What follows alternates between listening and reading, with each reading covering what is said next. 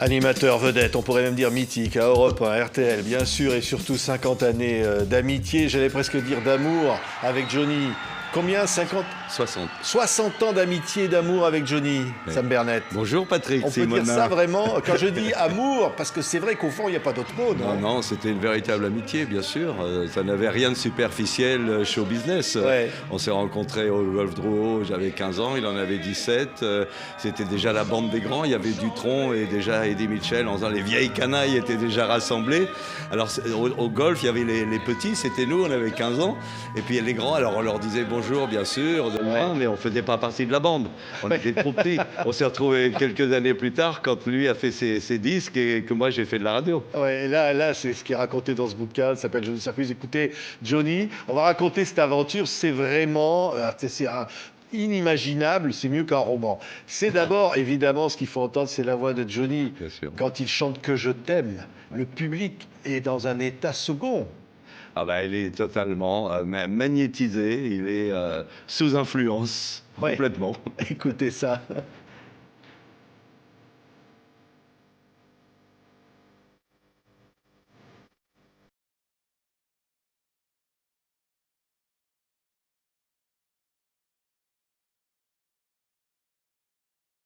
Alors ça, on peut dire que vous avez eu l'entendre chanter un paquet de fois, Que je t'aime. Ah oui, oui. Parce que vous étiez dans les coulisses, vous étiez partout, hein.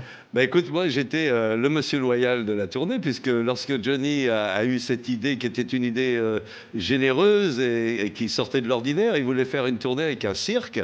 Et il est arrivé un jour au Rock'n'Roll Circus que je dirigeais à Paris, cette boîte à Paris, et il me dit, écoute, il y a Jérôme Savary qui a fait le Magic Circus, toi tu as fait le Rock'n'Roll Circus, moi je vais faire le Johnny Circus. Oui.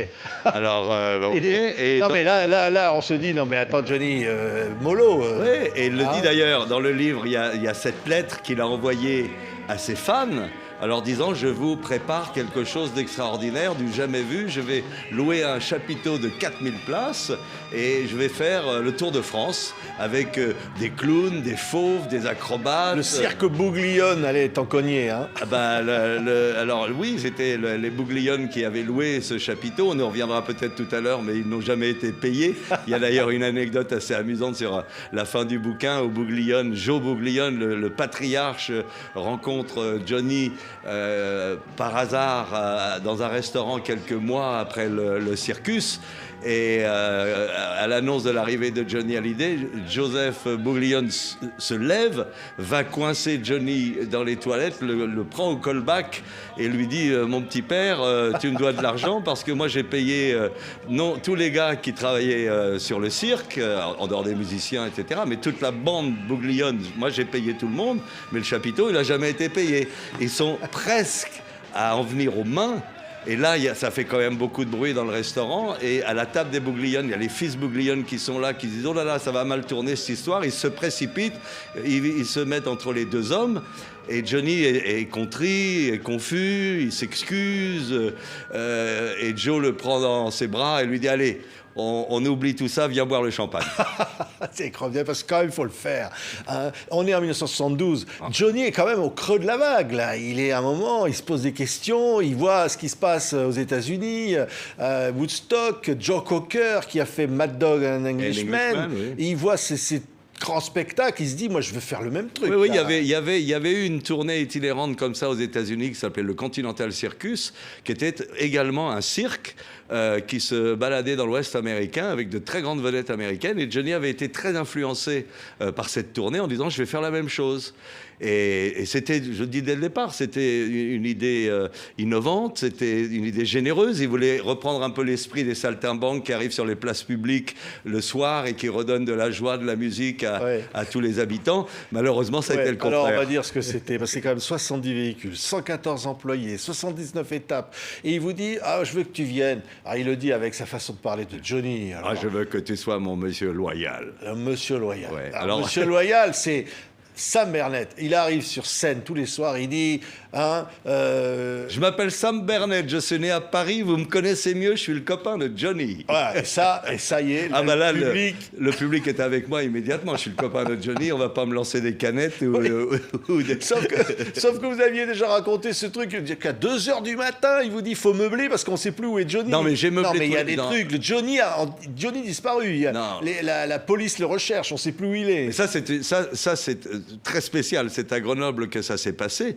Mais Johnny était en retard tous les soirs de 2 ou 3 heures.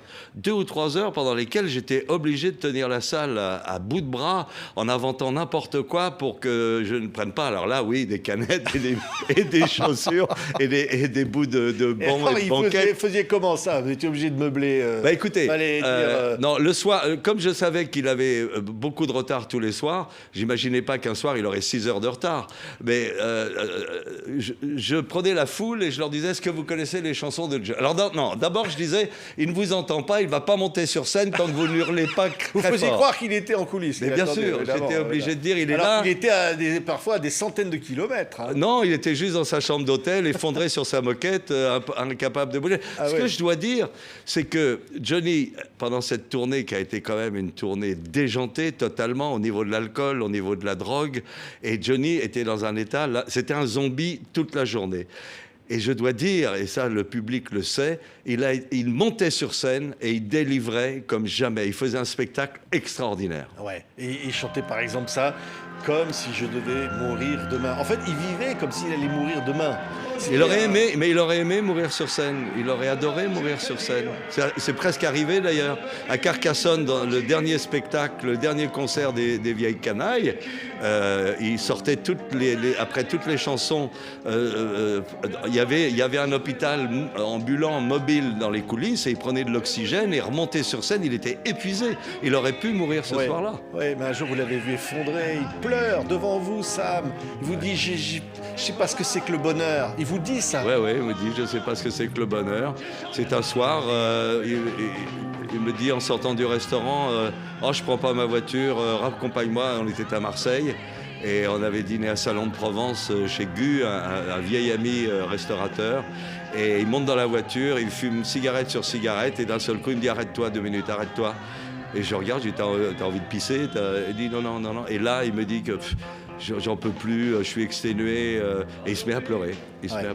Ouais. Et Johnny, c'était dans ces moments-là qu'il était extraordinaire.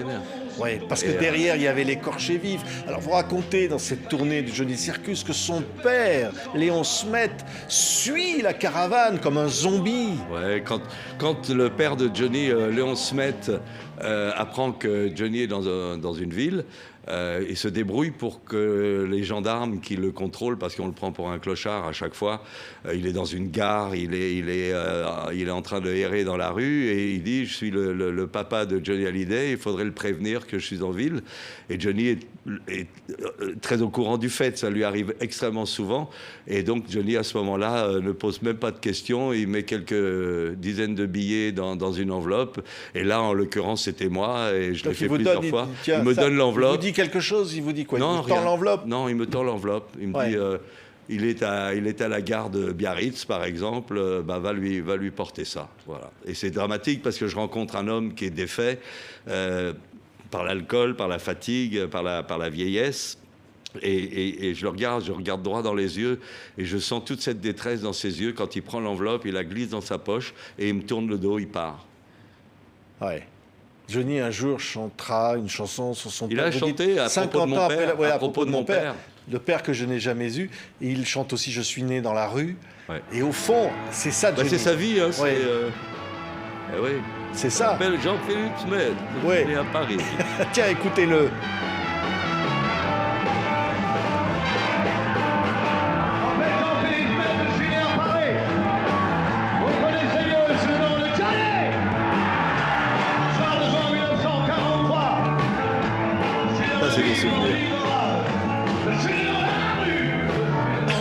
Voilà, ça c'est des enregistrements de l'époque, des années 70, 112, voilà, Johnny Circus.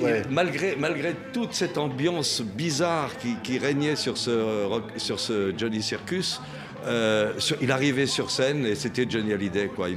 Il donnait tout ce qu'il pouvait, il avait une générosité de scène extraordinaire et les fans repartaient ravis, sans se douter une seconde que Johnny, pendant cette période du Johnny Circus, était dans la détresse, était drogué, alcoolisé.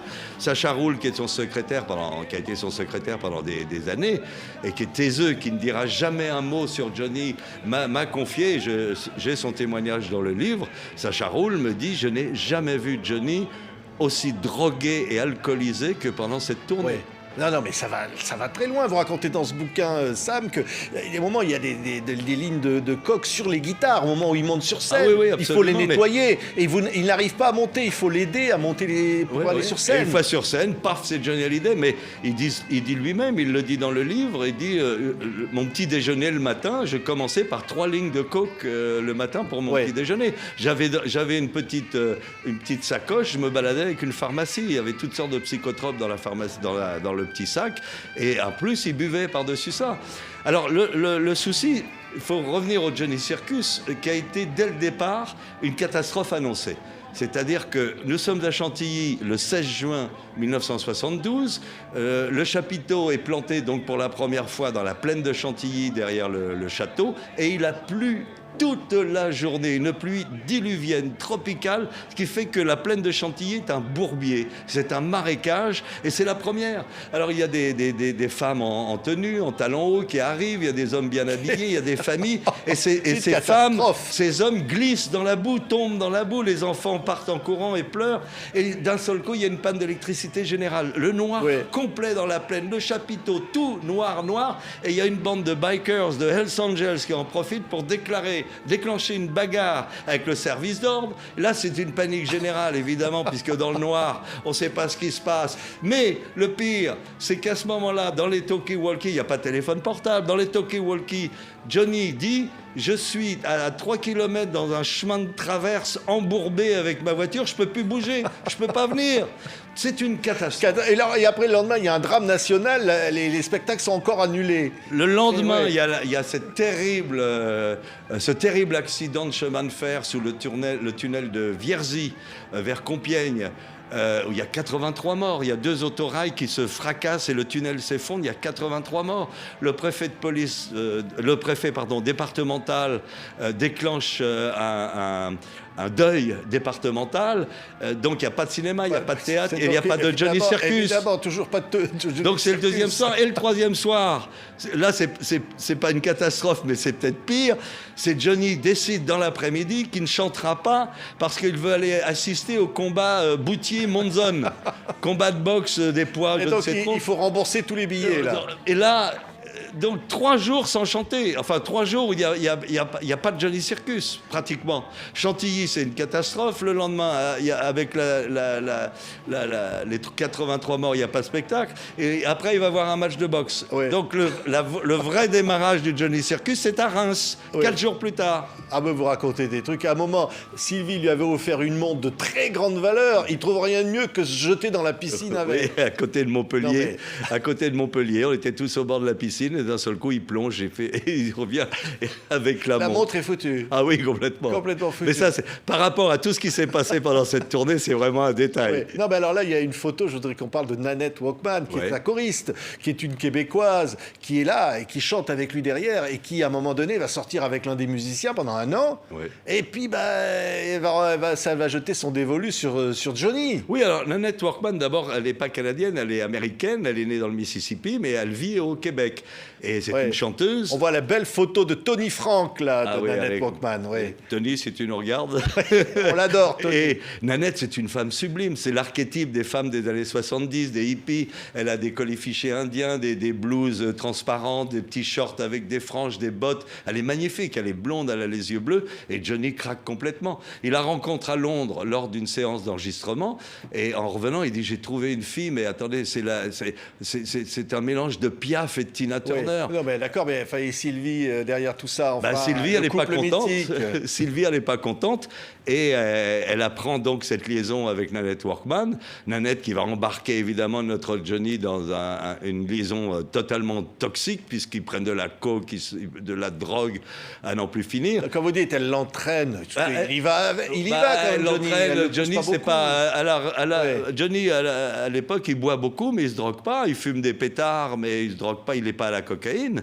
Là, il tombe dans la coke complètement, plus l'alcool. Donc, Sylvie Vartan apprend cette liaison. Elle lui envoie un papier d'avocat en disant, mon petit père, je divorce. Tout ça, c'est là où Johnny Circus. Oh là là. Et c'est là où il disparaît pendant 6 heures, le jour où nous sommes à Grenoble. Et que Johnny disparaît, on appelle l'hôtel où il était, le concierge nous dit il a réservé un taxi pour 20 heures et il est parti. Il dit mais il est parti où? Ah ben je ne sais pas, mais il n'est pas au chapiteau. Alors on appelle le commissariat de police, on appelle la gendarmerie, on fait le tour des hôpitaux de Grenoble, pas de nouvelles. Les gendarmes nous disent on a des collègues à l'aéroport de Lyon qui nous ont signalé la présence de Johnny Hallyday. On dit, comment Lyon? C'est à 170 km, il chante dans 2 heures. Oui, mais il est là. Alors les gendarmes disent à leurs collègues, vous nous le gardez, sous tous les prétextes, vous lui prenez son passeport comme il veut aller en Angleterre, parce qu'il avait loué un avion-taxi pour partir à Londres. Retrouver Sylvie qui enregistrait un album, je pense qu'il voulait aller se mettre à genoux et se faire pardonner. Oui. Bref, les gendarmes le tiennent, et puis dès qu'on apprend qu'il est à l'aéroport de Lyon, Sacha Roule, le secrétaire, prend sa moto, une Kawa 900 très rapide, fait les 170 km à toute vitesse et va le chercher. Moi, pendant ce temps-là, je suis sur scène. J'ai 4000 personnes qu'il faut tenir. Allez. Et là, j'invente tout. Je m'appelle Sam Bernet et vous me connaissez mieux. Je suis le copain de Johnny. Ouais. Donc, je fais un karaoké géant. Je leur dis, vous connaissez les chansons de Johnny Parker? Alors, les filles d'abord, chantez ce que vous voulez. Alors, elles chantent Que je t'aime ou Je suis fille de personne. Alors, tiens, un morceau Dead or Alive, là, moins connu, mais qu'il chantait dans la tournée. De Lonnie Donegan. C'est mort ou vivant. Hein. Ça ressemble quand même à ce qu'il était à l'époque. Bah ouais. C'est mort ou vif, là. Hein. Mort ou vif, Dead or Alive. Ouais. Écoutez. Alors là, c'est pas ça.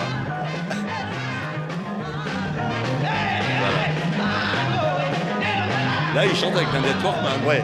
Alors là, oui, si, c'est ça. Il y a vraiment la force de Nanette Workman, on l'entend avec lui. Nanette Workman, c'est Johnny Hallyday en féminin. C'est une showwoman incroyable. Elle fait des trucs sur scène et c'est ça qu'aime Johnny, parce qu'il se sent vraiment porté avec elle. Ils font des duos tous les deux, puisque Nanette est dans les choristes. Et en première partie, elle chante 3 ou 4 chansons accompagnées par son frère à la guitare, Billy Workman. Et ensuite, pendant le spectacle de Johnny, elle arrive faire 2 ou 3 duos enflammés avec lui, comme Dead or Alive. Oui, à un moment donné, elle lui dit, tiens Johnny, je vais te faire découvrir le tracé Paris-Saint-Tropez. C'est quoi le truc là? Racontez-moi ça, parce que là, t'es dit là. Ils font des concours de lignes de coke. Il y en a un qui dit, je vais te faire découvrir Paris et Saint-Tropez. Alors c'est elle qui commence. Hein. Et lui, il dit, moi, je vais te faire découvrir Los Angeles, San Diego. Et les lignes sont de plus en plus longues. En passant par... là, lui, il prend des détours, Johnny. Il fait des lignes encore plus longues. Hein. Oui, mais là, je vous dis, c'était une tournée. Moi, je voulais... j'avais dit à mon éditeur, il faut appeler ce livre en sous-titre, il faut l'appeler « Sexe, drogue et rock'n'roll ». Alors il m'avait dit, oh là là, c'est très dur comme titre, je préfère la tournée Cauchemar de Johnny Hallyday. J'ai dit, oui, mais c'était du sexe, de la drogue et du rock'n'roll. Pendant 90 jours, on a vécu dans un monde de fous, de déjantés complètement. Oui. Il y a cet anniversaire, mon anniversaire, à Cannes, le 14 juillet, j'ai 27 ans, le 14 juillet 72. Johnny veut me faire une surprise, il me dit, on dîne ensemble après. On va se faire un gâteau. On va faire un gâteau. Et quand on coupe le gâteau, il y a plus de hashish que de chocolat. Et moi, j'ai jamais rien pris de ma vie. Et au premier morceau de gâteau, je commence à avoir la tête qui tourne, je transpire de partout, j'ai sur le point de m'évanouir. Donc je suis pas bien du tout. Je vais dans les toilettes de la villa où nous étions. Et Nanette Workman arrive à ce moment-là pour se repoudrer. Elle me dit, ça va pas, Sam, t'es tout blanc, t'es vert, qu'est-ce qui se passe? Je dis, je me sens vraiment pas bien. Elle me dit, attends 2 minutes. Elle me tend 2 pilules rouges et une jaune. Elle me dit, prends ça, ça ira mieux, mais c'est du LSD. Et je n'ai jamais rien pris et je pars dans un un trip. Alors, il fallait prendre du LSD pour se calmer de la cocaïne. Oui, peut-être. Ah oui, c'est vrai que là... Là, j'ai fait le premier et le dernier trip de ma vie, mais c'était épouvantable. Ça a duré pratiquement 24 heures. Et puis alors, il y avait un jeu, Johnny jouait à la roulette russe avec Nanette. Oui, c'est elle alors là, qui lui a appris ça, mais vraiment, Ouais. il mettait une balle dans le pistolet. Hein. Il y avait une vraie balle dans le pistolet. Lorsqu'on les a surpris, il était dans l'appartement de Gus, justement, dont je parlais tout à l'heure, à Salon de Provence, dans ce restaurant, au premier étage du restaurant, et quelqu'un est passé, et vous voyez Johnny et Nanette avec un pistolet. Et quand ils ont été surpris, Johnny a ouvert le pistolet, il y avait une balle, oui, dans le pistolet. Oui. Ouais, il aurait vraiment. Mais ils l'ont fait plusieurs fois pour rire, mais là, il y avait vraiment une balle cette fois-ci. Ouais. Ouais. Mais Oui, auparavant, ils le faisaient pour rire, il n'y avait pas de munitions. Mais là, cette fois-ci, c'était grave, ils étaient défoncés tous les deux, on a frisé la catastrophe. Ah oui, d'ailleurs, il dira, après cette tournée, il dira c'était pas une valise que je traînais, c'était un stock de médicaments. Oui, c'est ça, une pharmacie. Une pharmacie. Il avait son petit sac, plein de psychotropes, et de toutes sortes de mélanges, et il en prenait tout le temps, tout le temps. Et en plus, il buvait beaucoup. Mais il gardera un bon souvenir de ça plus tard. Parce que sur le coup, oui, ça va être un gouffre financier, mais au fond, après, il dira c'était quand même du rock. Oui, il y a le témoignage. C'était du rock and roll. Il y a le témoignage de Sébastien Farran, qui a été son dernier manager. Dans le livre, j'ai le témoignage de Sébastien Farran, qui habite New York maintenant, et qui me disait, mais moi, Johnny, d'abord, il avait 4 ans au moment du Johnny Circus, et il me dit, moi, Johnny m'en parlait comme un truc formidable, une expérience extraordinaire, musicale, etc. Sauf qu'à l'époque, Johnny, il est sorti de cette tournée totalement détruit physiquement. Il a été obligé de faire une cure de désintoxication après, en Suisse, et financièrement, il a été interdit à la Banque de France pendant 3 ans. Oui. Il n'avait plus un sou et il était physiquement détruit. Et Nanette Walkman va essayer de se suicider à la fin de la tournée. Oui, à la fin de la tournée, oui.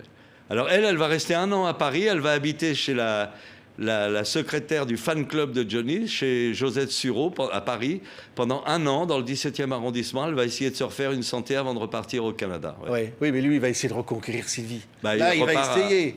Oui. Il repart il quitte Nanette, mais bon. Il repart aux États-Unis faire une virée à moto avec 3 copains et un photographe.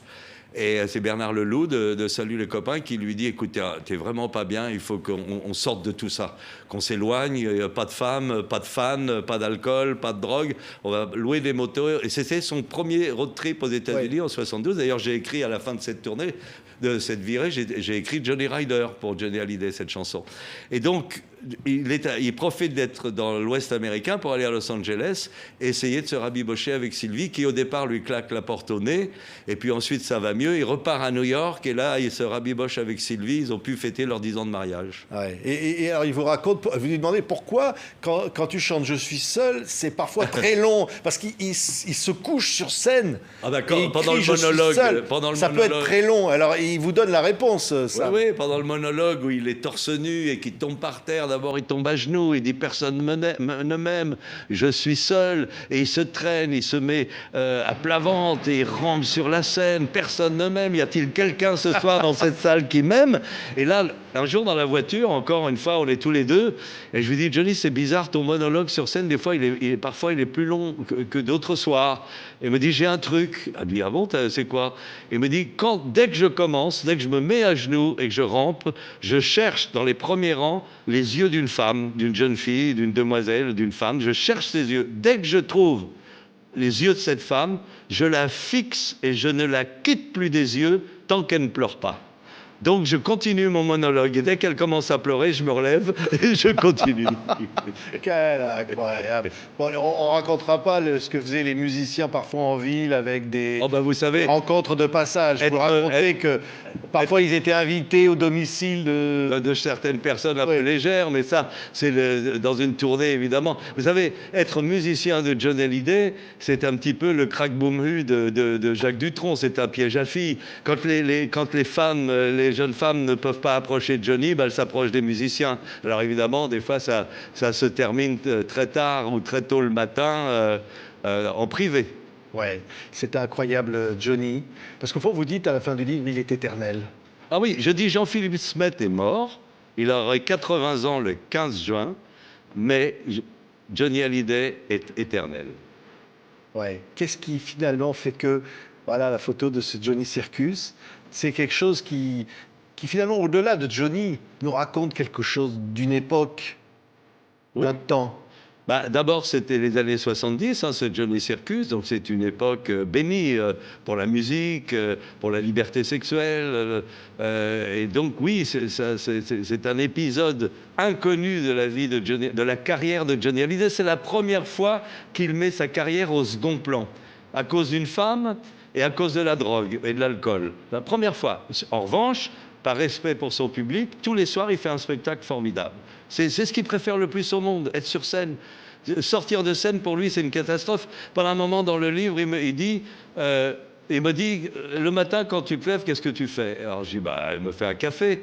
Il me dit, moi, je me demande comment je vais pas m'emmerder. Et après, il me dit, qu'est-ce que tu fais? Je dis, bah, je sais pas, je bois mon café. Et il me dit, bah, moi, je me demande, je cherche la personne qui va pas m'emmerder. Et il s'ennuyait tout le temps. Hors de scène, Johnny s'ennuyait. Il était paumé. Et un taiseux. Il préférait les gens qui ne parlent pas, qui ne fassent pas de longues conversations. Et il adorait ça. J'ai fait des longs parcours en voiture avec lui. Tony Frank, pareil. Sacha Roule, pareil. Le plaisir de Johnny, c'était justement d'être à côté de quelqu'un qui ne parle pas. Oui, à un moment, parce qu'il y a quand même des choses qui se passent dans cette époque, dans cette tournée du Rock'n'Roll Circus et de Johnny Circus. Vous allez au Voom Voom de Saint-Tropez, et là, vous croisez des gens. Il y a Paul Naref. Il y a Joël du futur groupe Il était une fois, avec ceux qui vont être ses musiciens. Il y a le Dynasty Crisis qui vont accompagner Paul Naref. Il y a toute une génération qui est là. Montante. Oui. Absolument, parce que lorsqu'on était sur la Côte d'Azur, je crois Johnny avait chanté à Sainte-Maxime. Il me dit, on est juste à côté de Saint-Tropez, on va terminer la soirée à Saint-Tropez. Et en arrivant, on a appris, en croisant un ami, qui nous dit, il y a Freddie Mayer, qui était un chanteur américain, qui chante au Voom Voom. On dit, bah, formidable, on va aller voir Freddie, qu'on connaissait tous. D'ailleurs, Freddie avait chanté au Rock'n'Roll Circus plusieurs fois. Donc on arrive au Voom Voom. Et là, il y a Michel Polnareff. Il est entouré de jeunes gens, d'une jeune femme blonde magnifique. Et on s'approche, on s'embrasse, qu'est-ce qu'on boit, etc. On discute. Et là, dans le groupe, il y a Roger Abriol, qui va devenir le technicien en chef, le régisseur de Johnny Hallyday pendant 40 ans. Il y a Jacques Rouvérolis, qui est, à l'époque, les garçons de plage à Saint-Tropez sur la Playa Beach. Ouais, qui va devenir le plus grand éclairagiste lumière.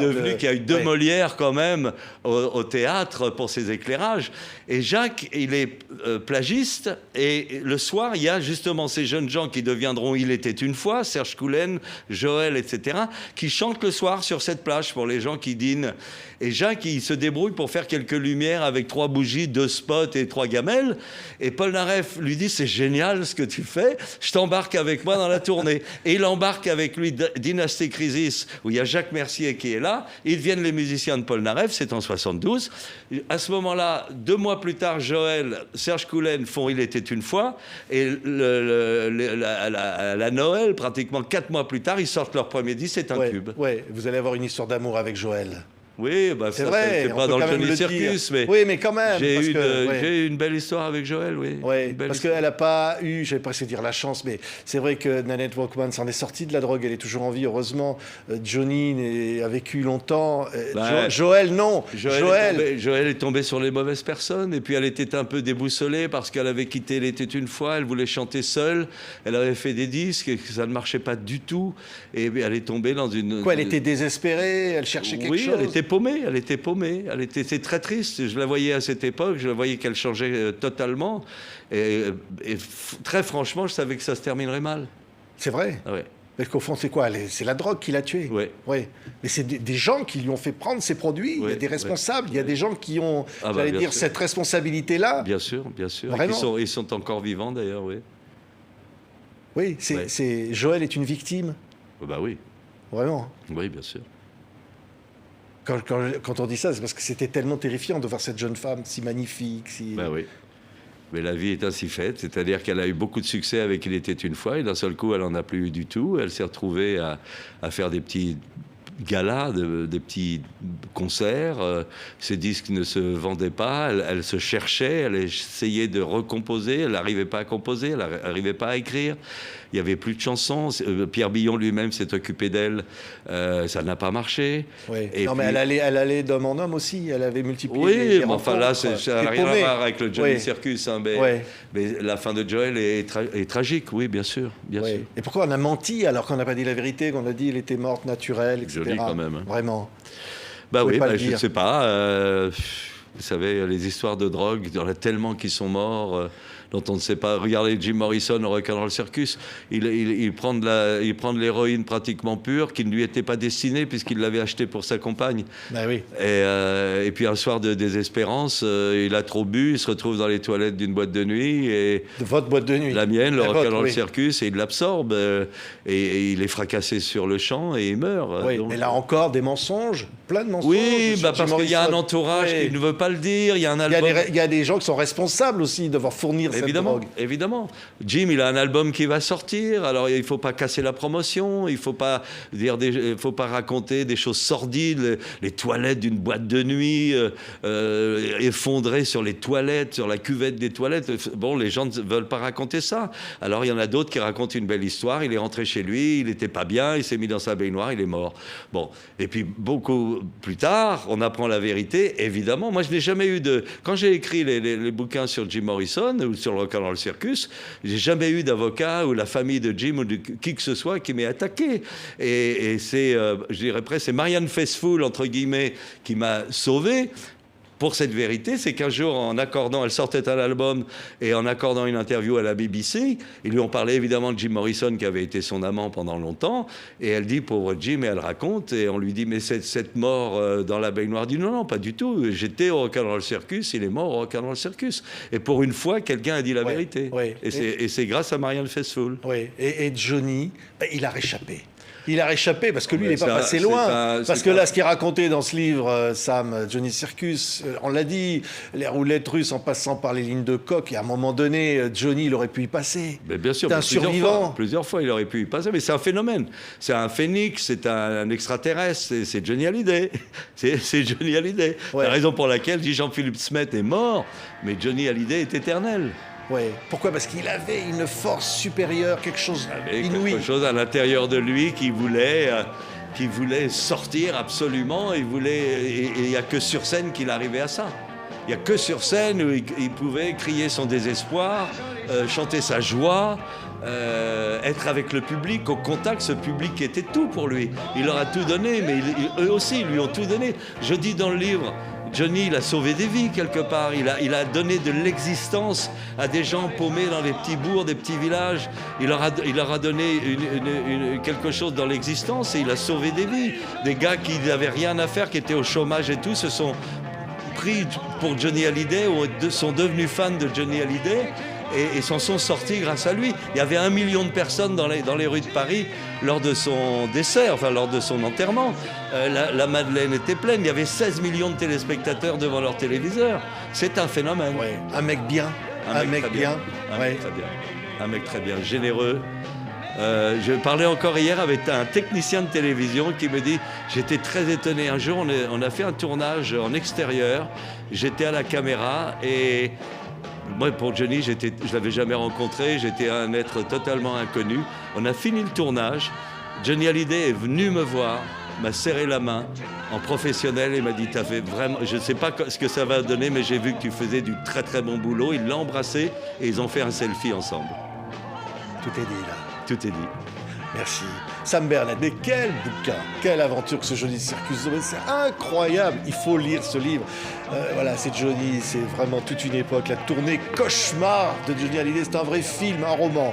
Voilà, c'est Sam Oui, il Bernett. faut bien signaler que ce n'est pas un livre sur Johnny Oui, Hallyday. Hein. c'est un livre sur la tournée la tournée. de 82 Ouais, mais- jours, parti le 16 juin de Chantilly en 72, qu'on a arrêté avant, il n'y avait Ouais. plus d'argent. Et il y a on peut plein de plus payer. témoignages, il y a même Nanette Workman qui Oui. parle là-dedans, vous l'avez appelé. Merci Sam, Merci à vous. c'est publié chez l'Archipel. Merci à tous. Johnny Circus. Merci.